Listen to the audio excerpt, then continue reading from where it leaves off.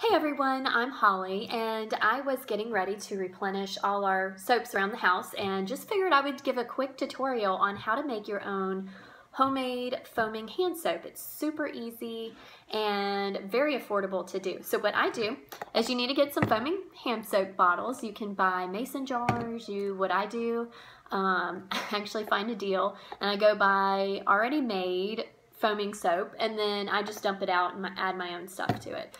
So you have that. You need Castile. I like unscented because I love to add my essential oils to it. This is Dr. Bronner's.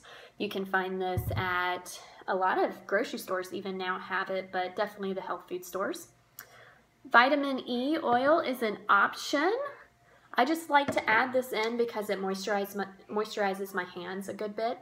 And then for this particular one, I'm going to do a springtime field blend, and I'm going to put in some lavender and ylang-ylang, and also some distilled water. So super easy. Let me show you how to do this real quick.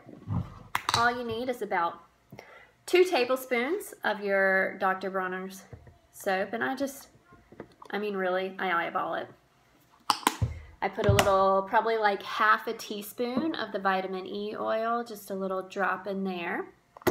And then you can really, depending on how strong you want your soaps, add as many oils as you want. I usually do about 5 or 5 of each, and I may do maybe just 3 to 4 of the ylang-ylang because it's pretty powerful smell there. 1, 2, 3.